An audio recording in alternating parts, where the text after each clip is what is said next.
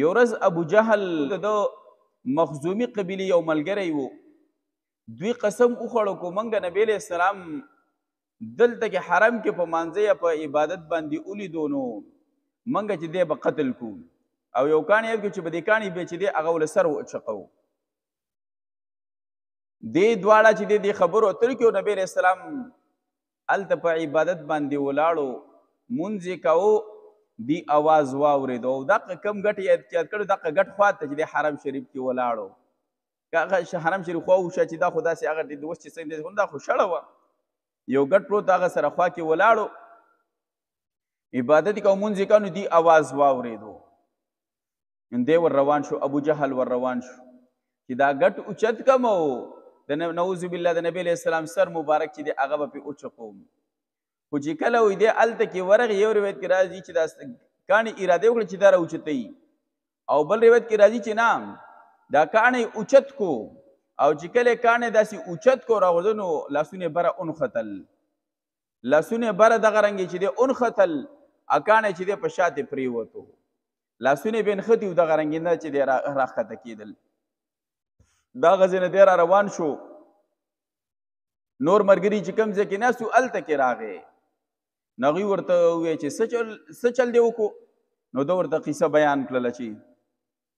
ما خو اراده کړې وه کاڼی مې اوچت کړی و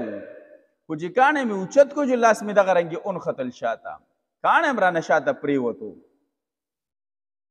نو وایي دغه مخزومي ملګری چې هغه وایي چې هلکه ورېږه زه ستا بدل به زه والمه دا ستا بدل به زه والمه زه به ورشم په دغه کاڼي چې دی باندې به ولې د سر اوچقوم نعوذ بالله. نو وایي دی را روان شو خو چې کله هغه کاڼي خواته راورسېدو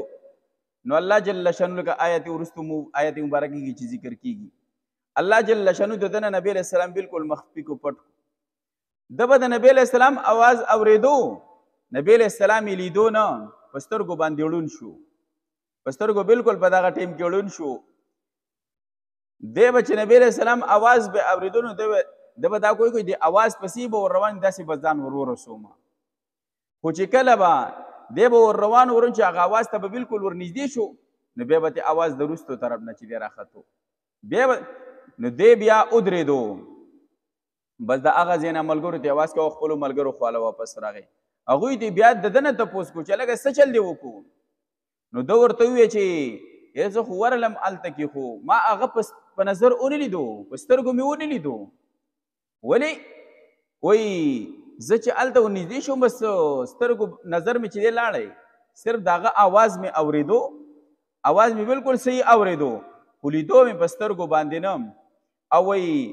دومره مې اندازه چې ده معلومېده راته چې یو څیز مې مخې ته حایل شوی دی او اندازه داسې و چې نر اوخي نر اوخ دی و نر اوخ چې کله ولاړ دی سړی په یو ځای باندې حملې دپاره ورچوي نو د اوخ یو چې کله دی روانوي نو منډه وایي نو هغه نه مخکې هغې خپل اندازې لکې خوځوي ځان تیاروي بلکل.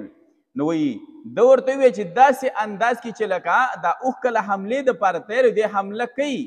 لکې خوځوي را خوځوي نو وایي دقه شان د لکۍ خوځوله که ما لږ حرکت نور کړی وی نو ممکنه وه چې ده په ما حمله کړی وي چې دی چیچلی وي یا یې خوړلی وي